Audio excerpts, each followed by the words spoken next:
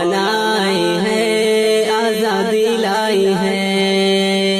जुल्म के खिलाफ आया है इस्लामाबाद में, अल गरीब मिस्कीन का बेबसी की याद में। जुल्म के खिलाफ आया है इस्लामाबाद में, अल गरीब मिस्कीन का बेबसी। JUI की तारीख़ में ये पहली बार JUI इतने बड़े उसमें अपना एहतजाज कर रही है। इससे पहले JUI की तारीख़ में बहुत बड़े बड़े इज्तिमात हुए हैं। उन्होंने 7 साला दारुल देवबंद कॉन्फ्रेंस का इनेकाद किया था। 150 साला खिदमत दारुल देवबंद पेशावर में हुई थी, बिला मुबालगा उसमें भी लाखों लोग शरीक हुए थे। और फिर अभी जमीयत उलमा हिंद के 7 साल पूरे होने पर, 100 साल पूरे होने पर उन्होंने नौशहरा में दोबारा एक बड़ी कॉन्फ्रेंस का इनेकाद किया था, जिसमें इमाम काबा भी आए थे, तो उसमें भी लाखों लोग शरीक थे। अभी जो मौलाना फजल रहमान साहब कराची से अपना मार्च लेकर शुरू हुए हैं, जिसमें पहले दिन तो पाकिस्तान की जो 9 अपोजिशन की बड़ी जमातें हैं उनके लोग उस मुजाहरे में शरीक हुए।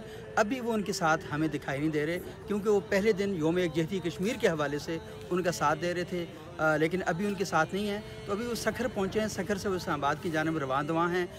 अल्लाह ताला से दुआ है कि ये सारा काफ़िला खैरियत से इस्लामाबाद पहुँच जाए, क्योंकि बहुत ज़्यादा खदशात हैं सिक्योरिटी के हवाले से भी।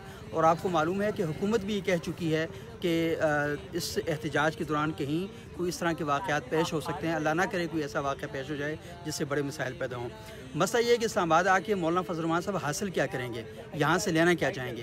तो देखें, उनके 4 बुनियादी मुतालबात हैं जो उन्होंने रहबर कमेटी ने हुकूमती मुज़ाकराती कमेटी के सामने पेश किए हैं। उनमें पहला मुतालबा था कि वज़ीर-ए-आज़म इस्तीफ़ा दें। दूसरा मुतालबा है कि दोबारा इंतखाबात करवाए जाएँ। तीसरा उनका मुतालबा ये है कि जो आइन में इस्लामी शिक़ें हैं उनको तहफ़्फ़ुज़ दिया जाए। और चौथा उनका मुतालबा जो था वो ये है कि जो इदारे हैं उनको आज़ाद किया जाए और उनका एहतराम किया जाए। तो अब जो पहले 2 मुतालबात हैं, हुकूमत ने बिल्कुल क्लियर कट ये कह दिया है कि इन पर कोई बात नहीं हो सकेगी। और आपको मालूम है कि 2014 में इमरान खान साहब भी जो आज वज़ीर-ए-आज़म में यही मुतालबे लेकर आए थे, और उनका ये कहना था कि वज़ीर-ए-आज़म इस्तीफ़ा दे।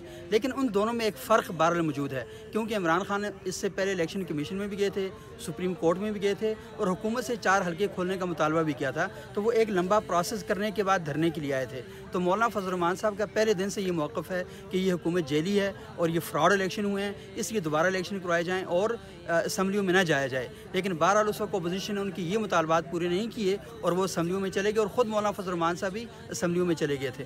लेकिन अब सूरत हाल ये है कि मुझे लग नहीं रहा कि मौलाना फजल रहमान साहब यहाँ पर आएंगे और कुछ हासिल करके जाएंगे। तो आखिरी जो दो मुतालबात हैं उन पर बात हो सकती है कि आइन में जो इस्लामी शिक़ें हैं तो उनका तहफ़्फ़ुज़ किया जाए। तो मेरा ख़्याल ये कि ऐसा तो कोई मसला है ही नहीं है जो मुतालबा किया जा रहा है। तो ये मुतालबा वैसे मुतालबात में वज़न पैदा करने के लिए किया जा रहा है। और शायद मौलाना फजल रहमान साहब क्योंकि वो एक मजहबी बुनियादों पर मिलियन मार्च करते रहे और उन्होंने अपनी तमाम पार्टी को एक्टिव ही मज़हब की बुनियाद पर किया, तो शायद उनको खुश करने के लिए और उस तबके को टारगेट करने के लिए उन्होंने ये मुतालबा किया।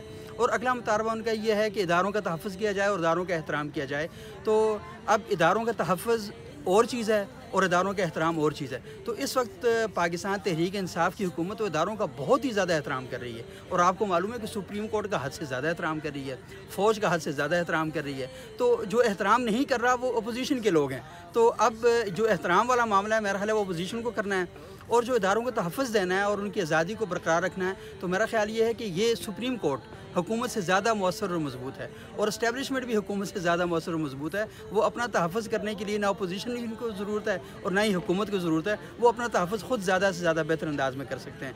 तो एट द एंड मुझे समझ नहीं आ रही कि मौलाना फजल रहमान साहब यहाँ पर क्या हासिल कर लेंगे।